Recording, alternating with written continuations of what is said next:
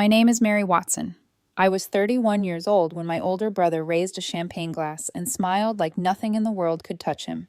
The toast came first. The lie was already inside it. We were standing in his marble-floored kitchen, polished stone, so glossy it reflected the chandelier above like a second ceiling when Lucas Watson tapped his flute gently against mine. The sound rang thin and sharp. "To new beginnings," he said. His smile was practiced, tight at the corners, perfectly timed, the same smile he'd been using since childhood whenever an audience was watching. The diamond cufflinks at his wrist caught the light as he moved, flashing just enough to demand attention. Everything about him demanded attention, always had. I remember thinking how surreal it felt to be there at all, me standing in a house that felt more like a museum than a home holding a crystal glass. I was afraid to chip, surrounded by people who looked like they belonged in tailored blazers and quiet wealth. People who probably thought I was hired help. Lucas's friends didn't know me. Or maybe they did, but I was filed away as an accessory, the sister, the creative one, the odd one. The person you nod at politely before turning back to the real conversation. I didn't mind. Not really. I'd learned a long time ago how to stand slightly out of focus. Lucas was 5 years older than me, and from the moment he learned how to walk, the world seemed to rearrange itself around him. Straight A's, debate team, student council, scholarships, titles stacked neatly like trophies. Our parents adored him in a way that felt automatic, effortless. His report cards were framed. His achievements were retold at every family dinner like folklore. Me, I got things like, "Mary, maybe don't bring your camera tonight." Or, "Mary, why can't you just be more practical like your brother?" I worked as a freelance videographer, which was polite code for unstable. Wedding gigs, local commercials, travel promos when I got lucky. It wasn't glamorous, but it was honest. I liked telling stories from behind the lens. I liked being invisible enough to observe. Lucas hated invisibility. He'd married, or rather partnered with Ethan Hale, a quiet tech executive who'd sold a startup before 35 and walked away with more money than I could comprehend. Ethan was thoughtful, soft-spoken, not flashy, not Lucas's type, but Lucas adapted. He always did. Overnight, my brother transformed himself into the image of understated elegance. Yoga retreats, charity luncheons, minimalist furniture, carefully curated social media posts that screamed effortless sophistication. When they bought the mansion in Monterey, everything shifted. Our parents suddenly spoke about Lucas like his success had been inevitable, like they'd always known he'd end up rich. "Lucas really chose well," my mother said the first time she visited. Ethan paid for dinner that night. My father smiled more than I'd seen him smile in years. And me, I became the quirky little sister again, the one who brought a camera to Thanksgiving, the one who never quite fit the picture. The first sign something was wrong came at a 4th of July barbecue. Lucas went all out. Private chef, fireworks, a rented bounce house for distant cousins. I showed up with a six-pack and a polite smile, already bracing myself to feel like a guest in my own family. At one point, I was filming slow-motion footage of the fireworks setup, just for myself, maybe for a montage later. Lucas appeared beside me, champagne in hand. "Mary," he said sweetly, "too sweet. Maybe don't film today." I laughed. "I'm not filming people, just the setup." He didn't smile. "Ethan invited colleagues. I don't want it to feel amateur." That word landed harder than it should have. Amateur. I nodded and put the camera away. The rest of the night, I drifted through the party like a ghost, watching Lucas charm everyone, effortlessly, watching Ethan stand quietly at his side, present but oddly unseen. As I left early, Ethan stopped me near the driveway. "Thanks for coming," he said sincerely. "It was nice seeing you." He meant it. And for the first time, I noticed something unsettling. Lucas had everything, except Ethan's attention, and I don't think my brother could stand that. That night as I drove home, a thought settled deep in my chest, heavy and quiet. Something in that house wasn't just polished. It was hollow, and cracks were forming. The next few months passed quietly, almost deceptively so. Lucas and I weren't close enough for daily calls, but the silence felt heavier than usual. He didn't text, didn't invite me over, didn't even send one of his usual performative check-ins, the kind meant more for optics than connection. I told myself it was normal. We'd never been the kind of siblings who shared much beyond genetics and shared holidays. Then September came, and with it, my mother's voice, bright, breathless, already halfway into celebration, before she'd even finished dialing. "Did you hear?" she said the moment I picked up. Lucas is flying to Cabo with his girlfriends. First class. All paid for. Ethan is so generous. She laughed softly like it was the punchline to a joke only she understood. I murmured something polite, but the word girlfriends lingered in my head long after the call ended. Lucas didn't really have close friends. Not real ones. He had orbiters, acquaintances, people who liked proximity to his lifestyle. Cabo felt specific, strategic. Curiosity gnawed at me harder than it should have. I opened Instagram that night and scrolled through his stories. At first, everything looked exactly as expected. Sunsets framed just right. Champagne flutes, clinking pristine hotel balconies, overlooking impossibly blue water. No faces, no tagged locations, just vibes. Then I noticed him. A man appeared in the background of one story, just a reflection in a window. In another, a shadow beside Lucas's hand during a toast. In a third, unmistakable laughing with him in a boomerang as they took shots together. Not Ethan, not a girlfriend. A stranger carefully cropped out, but never fully erased. My stomach tightened. I tried to rationalize it. Maybe it was nothing. A friend of a friend. A coincidence. Lucas had always been good at surrounding himself with people when it suited him. But something about the consistency bothered me. The way the camera always angled just enough to exclude him. The way Lucas's captions were vague, almost intentionally so. I stopped checking after a few days. Told myself I was projecting. That I was reading meaning into pixels. Then 2 weeks after the Cabo trip ended, my phone buzzed with a message request. The username was unfamiliar, something like @Brittany, with too many letters to feel real. I almost ignored it. Spam, probably. But the preview text stopped my thumb mid-scroll. Hey, I'm not sure if this is weird, but I think your brother is cheating on his partner. My heart kicked hard against my ribs. I opened the message. 4 photos loaded slowly, one after another. Grainy, low light, clearly taken at night, but unmistakable. Lucas leaning across a restaurant table, his hand intertwined with another man's. Lucas in a pool, arms wrapped around someone's neck, his head thrown back in laughter. 2 more shots, blurry but damning, kissing on a beach as the sun bled into the ocean. The man wasn't Ethan. The message continued. I was at the same resort in Cabo. We followed each other on IG through a mutual friend. I recognized him from his stories. He was with this guy all week. Thought you should know. I stared at my phone until the screen dimmed. My first instinct was denial, a misinterpretation, a setup, anything that didn't require this to be true. But the photos didn't lie, and neither did Lucas's careful storytelling. When I went back to his profile, every story from that trip suddenly felt staged, cropped, edited with intention, ocean views instead of faces, cheers without context, moments designed to hide as much as they revealed. I didn't respond to the message. I sat alone in my apartment instead, laptop still open on an unfinished edit, my reflection faintly visible in the dark screen. It wasn't just that Lucas was cheating. It was how clean it was, how controlled, how practiced. He wasn't slipping. He was curating a second life. And I knew deep down with the kind of certainty that makes your chest ache that if I said anything, I would be the one accused of jealousy, of bitterness, of trying to sabotage the golden child. I'd lived that story before. A few days later, the guilt trip invitation arrived. Family dinner. Fancy restaurant downtown. Lucas's idea. I showed up late on purpose. Everyone was already seated when I walked in. Lucas smiled at me like nothing had happened, dressed in a white silk blouse, gold earrings catching the candlelight. Ethan sat beside him, relaxed, unaware.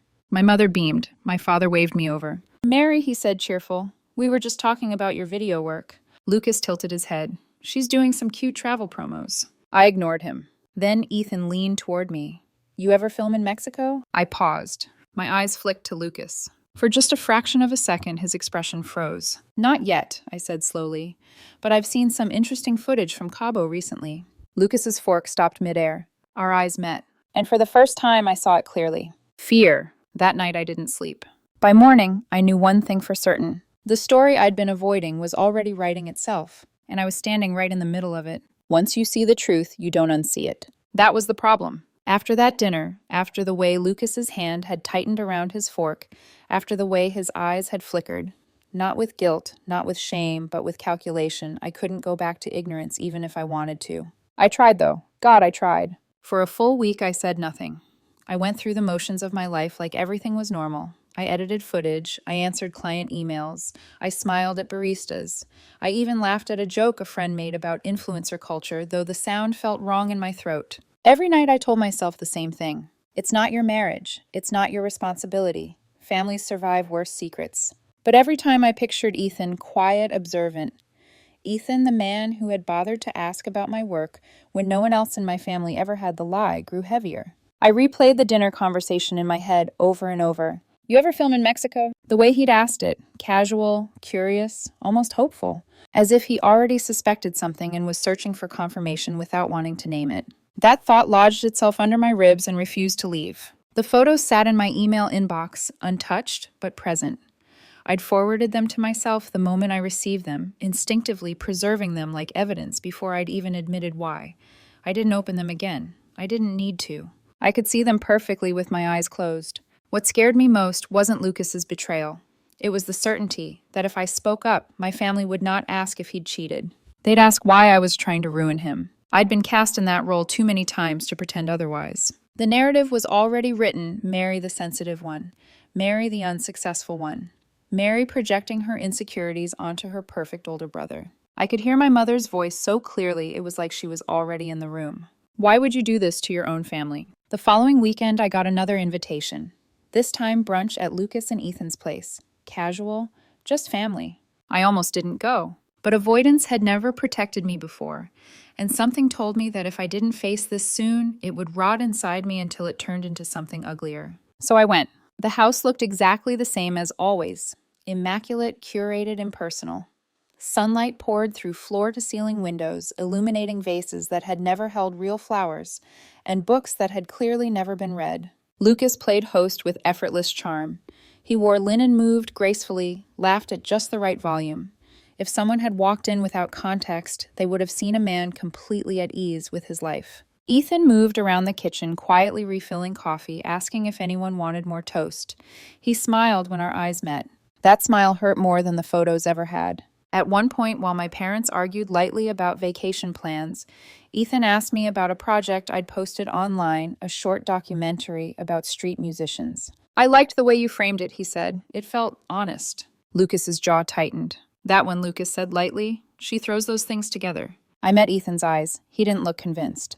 Later, when Lucas stepped outside to take a call, Ethan leaned closer. You okay? He asked softly. It was such a simple question. And it nearly broke me. I nodded. Just tired. He studied me for a moment longer, like he knew that wasn't the whole truth, but wasn't ready to push. That was when I realized something else, something that shifted the ground beneath my feet.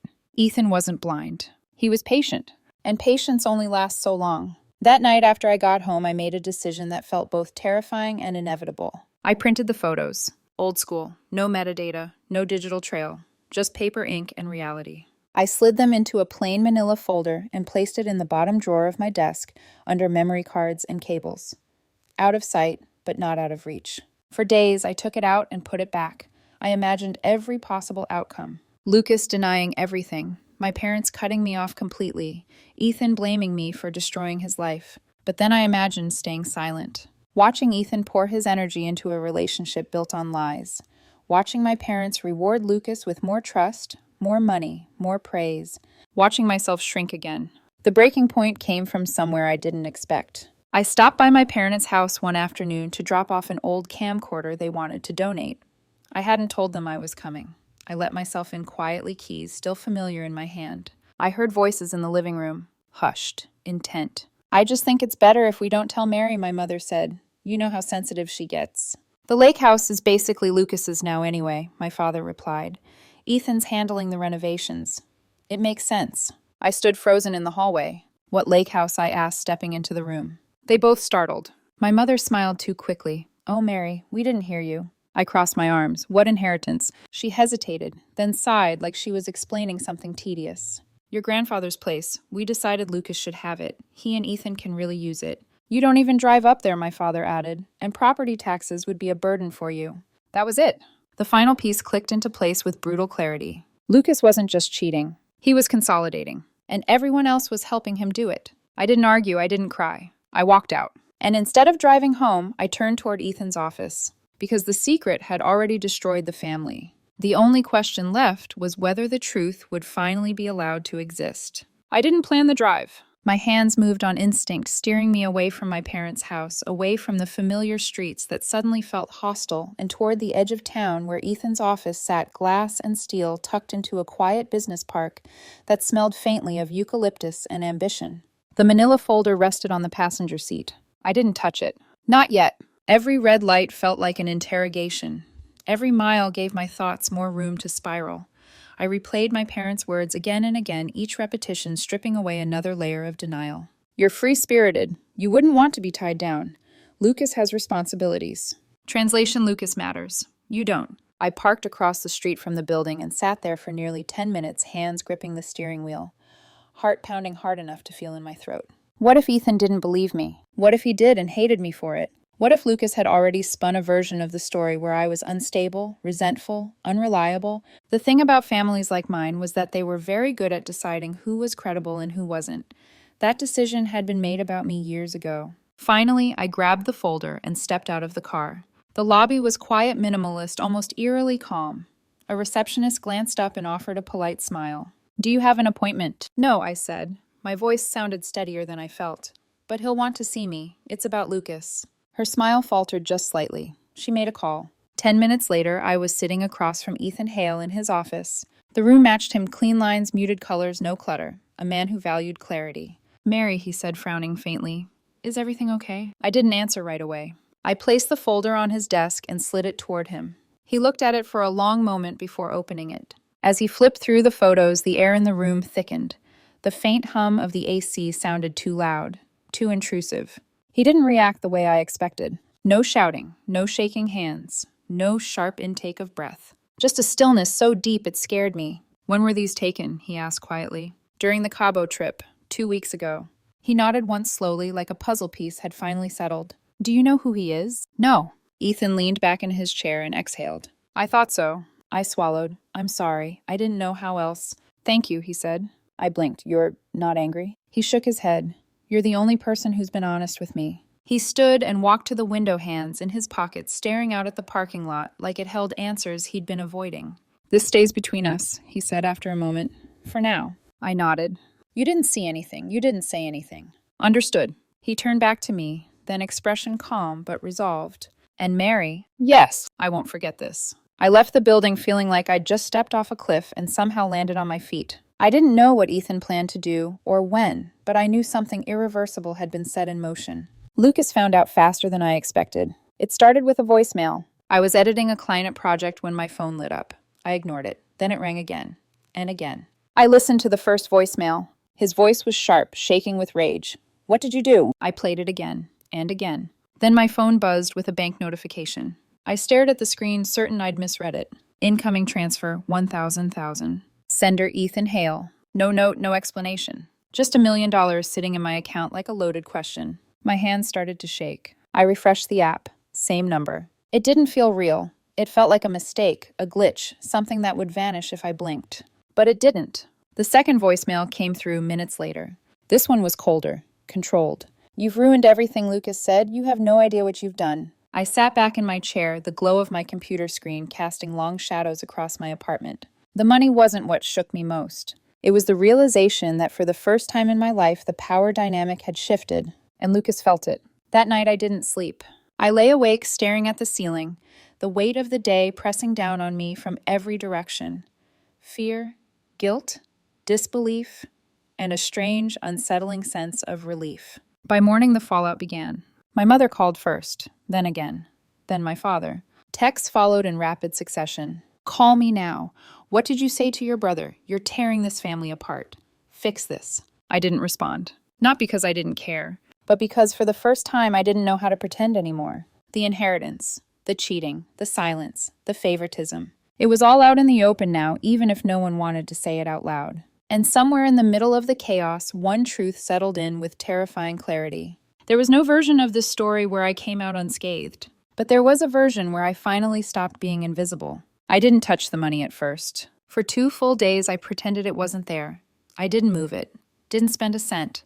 I kept expecting the bank to call and tell me there'd been a mistake, that a decimal point had slipped, that the universe had briefly glitched and would now correct itself. It didn't. The number stayed the same, stubborn and undeniable. $1 million. It wasn't greed that unsettled me, it was meaning. Money like that never arrives without intent. Ethan hadn't sent it impulsively. He wasn't emotional like Lucas. Every move he made was deliberate. This wasn't charity. It was a statement. Lucas understood that before anyone else did. The next voicemail came late at night. I didn't answer. I let it go to transcription, watching the words appear line by line on my screen like a slow poison. Mary, you need to call me. Now. You crossed a line. This doesn't concern you. You've always been jealous. Always looking for a way to insert yourself into my life. Fix this before you make it worse. I deleted it. Then another message arrived from my mother. He's not sleeping. He's devastated. Whatever you think you know, you've misunderstood. Families don't do this to each other. Families don't do this to each other. I laughed. The sound startled me in the quiet of my apartment. The irony was sharp enough to sting. The confrontation came the next morning. My mother showed up unannounced, standing in the hallway outside my door, like a judge ready to deliver a sentence. Her hair was set perfectly, lipstick, flawless expression, tight with controlled fury. She didn't hug me. She didn't even say hello. Did you really have to ruin his life? She asked. I stepped aside to let her in. Come in. She didn't. She stood there like my threshold was contaminated. Lucas is heartbroken, she continued. Ethan has been so good to him, so generous, and now this. Do you have any idea how humiliating this is for him? For him, I repeated quietly. She bristled. Don't take that tone with me. To what I asked. Finding out his partner was cheating, or realizing the family he trusted helped cover it up. Her eyes hardened. People make mistakes. This wasn't a mistake, I said. It was a pattern. She stepped forward, then, voice low and sharp. You think you're some kind of hero? You think that money means he respects you. That landed. You don't earn respect by betraying your own brother, she said. Something in me finally snapped, not loudly, not dramatically, but completely. You don't earn loyalty by lying to everyone, I replied, including yourself. Her face flushed. You've always been resentful. This is what happens when you can't stand seeing someone succeed. I opened the door wider. I'm done, I said. You can go. She stared at me like she didn't recognize the person standing in front of her. Don't expect us to clean up this mess, she warned. I wasn't expecting anything, I said. She left without another word, the door slamming hard enough to rattle the frame. I sank onto the floor after she was gone, my back against the door, hands shaking, not from regret, but from the sudden, terrifying realization that I was completely alone. And somehow, lighter. That afternoon, Ethan called. I wanted to check in, he said. Make sure you're okay. I don't know if okay is the right word, I admitted. He paused. The transfer. I know I interrupted. You didn't have to do that. I did, he said calmly. You didn't ask for anything. You didn't leverage the truth. You didn't threaten. You just gave me the choice I didn't have before. I swallowed. What is it for? Consider it restitution, he said, and an investment, in honesty. We didn't talk long after that, but when the call ended, I sat there staring at my wall, something shifting quietly inside me. For the first time in my life, someone had trusted me without asking me to prove I deserved it. That night, I finally allowed myself to breathe. I bought nothing extravagant. No cars, no trips, no flashy proof that my life had changed. Instead, I ordered a new camera, a proper editing rig, a desk that didn't wobble, a mattress that didn't sink in the middle. Dignity purchases. Then I went back to work, and something unexpected happened. Jobs started coming in, real ones. A boutique hotel liked a travel piece I'd shot months ago, a winery asked for a short documentary, a wedding planner recommended me to 3 clients in 1 week. People said the same thing again and again. It feels honest. It feels real. It feels different. Somewhere between deadlines and quiet mornings editing with good headphones for the first time, a realization hit me so hard I had to step away from my desk. I had spent years trying to earn a seat at my family's table, when I should have been building my own. Lucas texted me once more that week. You think this makes you better than me? I stared at the message for a long time before replying. I didn't take anything from you. Maybe that's what scares you. He never answered. That night, I slept 8 uninterrupted hours for the first time in years. And when I woke up, I knew the truth. Whatever came next, I wasn't going back. The exile didn't arrive all at once. It seeped in quietly like cold air through cracks I hadn't realized were there. First, the family group chat went silent. No more birthday reminders. No casual updates. No passive-aggressive articles about forgiveness or loyalty. Just absence. A clean, deliberate cut. Then came the emails. My father sent one late at night, long and carefully worded, the way he always wrote when he wanted to sound reasonable while saying something cruel. Mary, I don't agree with how you handled this. Family matters should stay within the family. Your brother is deeply hurt. Your mother is beside herself. I hope you'll consider apologizing so we can move forward before more damage is done. No mention of cheating. No mention of inheritance. No acknowledgement of truth. Just damage. I didn't respond. For the first time in my life, I let their disappointment exist without rushing to fix it. That was harder than any confrontation. The loneliness hit hardest in the mornings, weekends especially. No brunch invites, no obligatory family dinners, no updates I could half listen to while mentally planning my exit. It was just me, my apartment, and the steady hum of my new equipment warming up.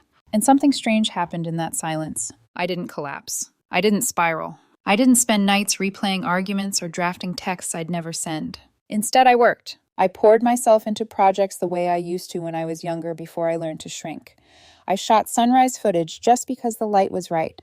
I stayed late editing because I wanted the cut to breathe.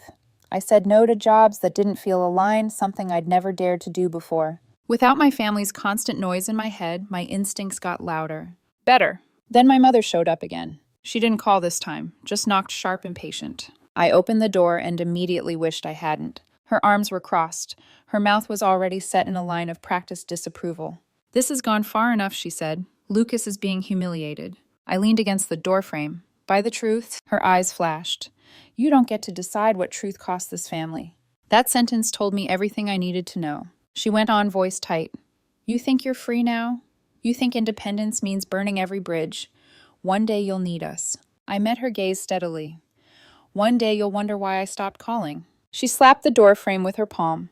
Don't threaten me. I'm not, I said. I'm explaining. She stared at me for a long moment, searching for the version of me that would fold, apologize, retreat. She didn't find her. She left without another word.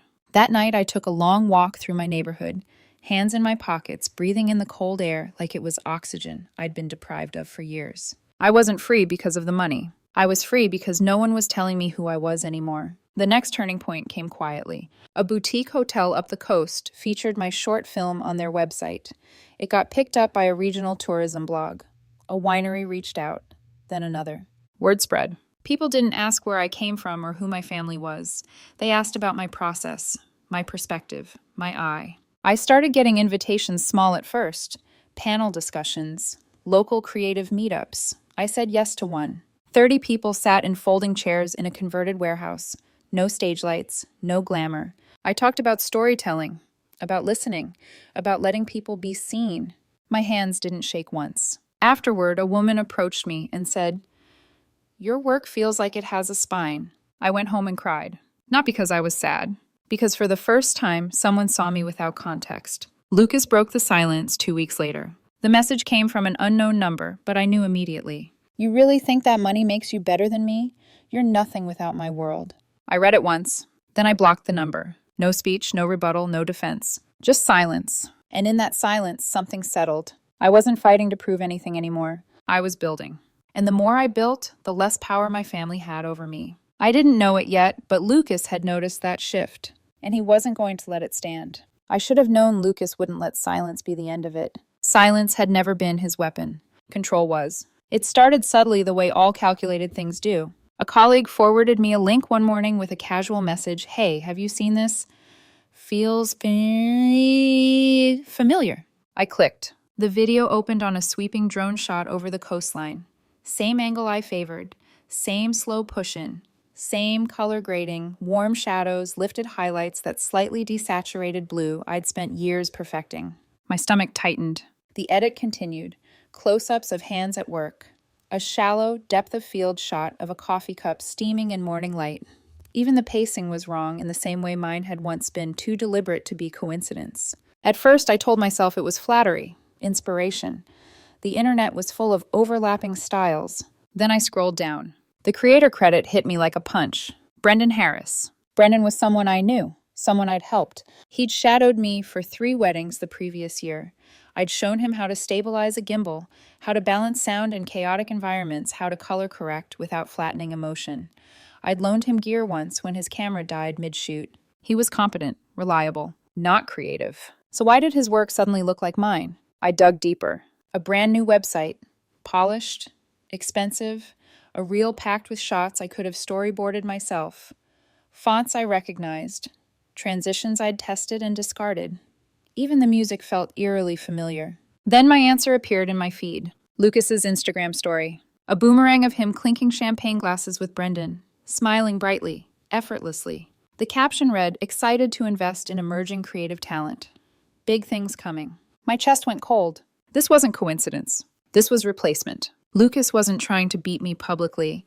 He was trying to erase me quietly by recreating my work through someone else and attaching his influence to it. The irony would have been funny if it hadn't been so precise. He wasn't attacking me emotionally anymore. He was coming for my work, my identity, the thing I'd rebuilt from nothing. A few months earlier, this would have destroyed me. I would have spiraled, questioned my worth, fired off messages demanding explanations. Instead, I sat very still and thought. Lucas thrived on reaction, on chaos, on watching people scramble to keep up with him. I wasn't going to give him that. I didn't confront Brendan. I didn't comment publicly. I didn't post vague captions or warnings. I did something Lucas never expected. I got quieter and more deliberate.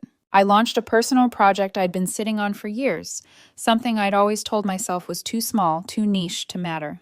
I called it Stories That Matter. No brand partnerships, no sponsorships, no money. Just people, local artists, bakers, mechanics, street performers, small business owners with calloused hands and tired eyes, and stories no one had ever asked them to tell. I filmed them for free. I didn't direct much. I listened. I let moments breathe.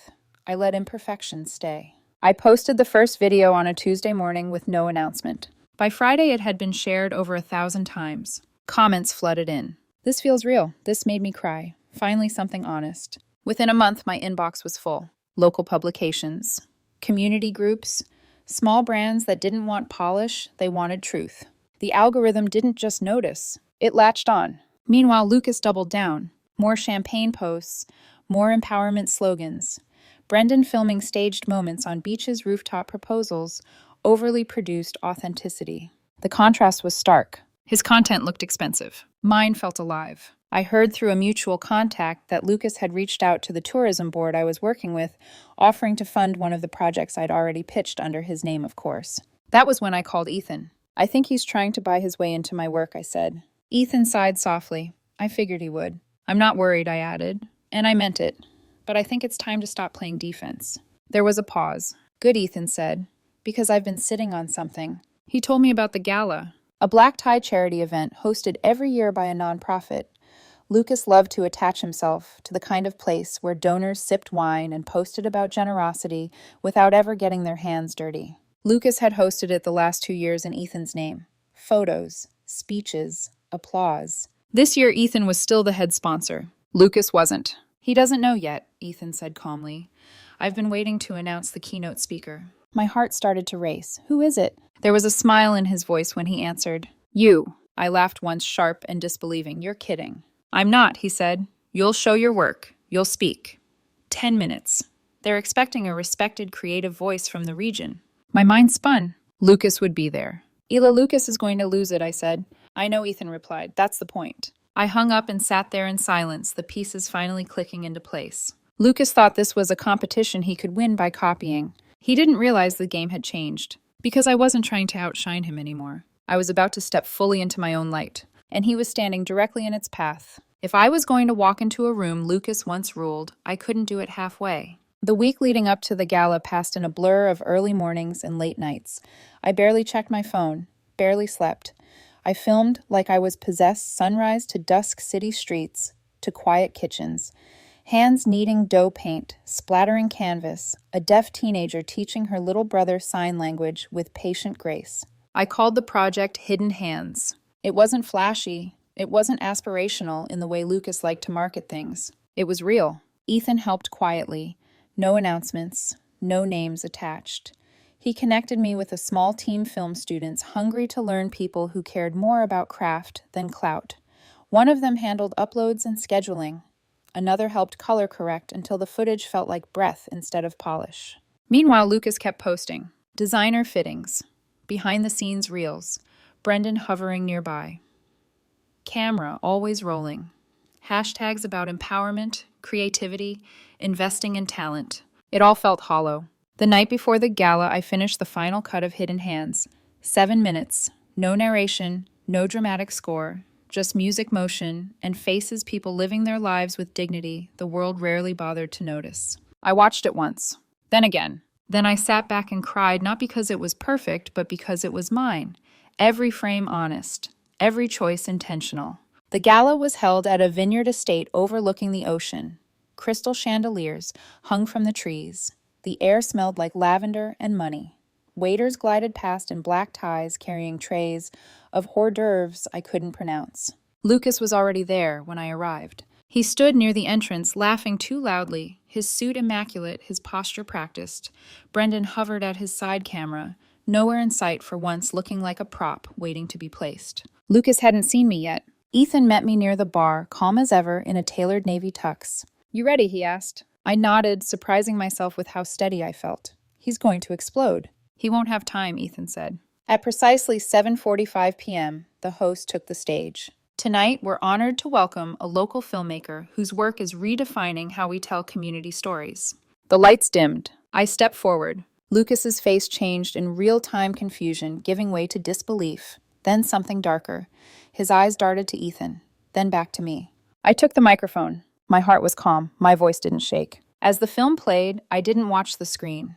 I watched the audience, watched them lean in, watched hands, still conversations fade, expressions soften. When the final frame faded to black, the applause didn't stop. Lucas wasn't clapping. He stood frozen near the back champagne glass, trembling in his hand, his smile cracked beyond repair. I thanked the audience, kept my closing remarks tight and sincere. "Storytelling doesn't belong to the elite," I said. "It belongs to the people who live it, who struggle, who create, who keep going, even when no one's watching." I stepped off stage to a standing ovation. And while guests moved toward the reception hall, Ethan handed me a glass of sparkling water. "The next part goes live in 10 minutes, he said quietly. See, while the audience had been watching the film, my assistant had been working behind the scenes. At exactly 8:30 p.m., a second video dropped online. An exposé. Side-by-side comparisons. Lucas's glossy empowerment brand, next to my original work, shot-for-shot similarities. Identical angles, matching color grading. Even music lifted from lesser-known projects of mine. Then the interviews. 3 small business owners Lucas had approached with promises of visibility, only to ghost when they refused exclusive rights. One woman, a single mother, running a flower shop, described how Lucas tried to co-opt her story for a campaign. Another spoke about demands for final edit approval on a collaboration. It wasn't cruel. It was factual. The posts went live simultaneously across platforms, mine and Ethan's company accounts. Simple text, white background. Not all stories are earned. Some are stolen. Here's what that looks like. Within minutes, my phone buzzed nonstop. By the time I entered the reception hall, Lucas had seen it. He stood at a corner table, whisper yelling into his phone, face. Pale Brendan beside him like a kicked dog. I approached calmly. "You think this is funny," Lucas hissed. "I think people deserve the truth," I said evenly. Ethan stepped beside me, wine glass in hand. "Oh," he added casually. "The divorce paperwork finalized this morning. Check your email." Lucas's jaw clenched. "You're siding with her now," he spat. "You cheated on me," Ethan replied, then tried to erase the only person who told me the truth. "Of course I am." Lucas raised his voice, then accusations, shouting claims of betrayal and sabotage. Phones came out. Whispers spread. Under those chandeliers in that pristine room, Lucas Watson unraveled. He stormed out, red-faced, Brendan trailing behind him, reputation collapsing in real time. I stayed. People came up to shake my hand, to tell me the film moved them, to ask how they could help fund the next round of stories. As Ethan dropped me off later, he nodded once. "You did good," he said. I smiled softly. "You too." The night wasn't over yet, but the balance had finally shifted. The fallout didn't explode. It rippled. Quietly at first, then all at once. By the next morning, the exposé had crossed 500,000 views. Local blogs picked it up. Then regional outlets. Then one national creative platform ran a short piece titled, "When Branding Becomes Theft." Lucas's name wasn't in the headline, but it didn't need to be. Everyone who mattered knew exactly who it was about. Lucas locked his social media accounts by noon. Brennan deleted his entirely. The empowerment brand disappeared overnight, Websites taken down, scheduled posts, canceled partnerships quietly severed. The PR firm Lucas had relied on for years dropped him without comment. Donors distanced themselves.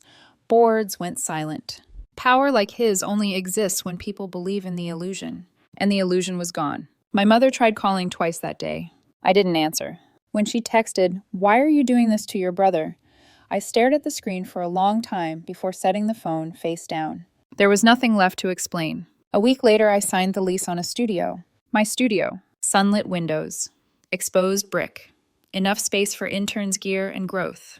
It wasn't flashy, but it was real, like everything else I'd chosen for myself lately. On the wall above my desk, I framed a still from Hidden Hands, the fisherman standing in his boat at dawn, casting his net into calm water, smiling softly like he already knew something the rest of us were still learning. That image grounded me. It reminded me why I'd started telling stories in the first place, not for validation, not for applause, but for truth. The email arrived on a Tuesday morning. Subject line: documentary funding proposal. Accepted. I opened it slowly. The media fund, Ethan and I had talked about, the one meant to support independent storytellers who didn't fit neatly into brand narratives, was live, fully backed, legally structured. And I had been named its first creative director. I leaned back in my chair and laughed quietly, the sound filling the empty space like a promise. Lucas tried to erase me. Instead, he made me impossible to ignore. I didn't feel triumphant. I didn't feel victorious. I felt settled. For the first time in my life, I wasn't living in reaction to someone else's shadow. I wasn't waiting to be chosen, approved, or acknowledged. I had built something that stood on its own, and that was enough.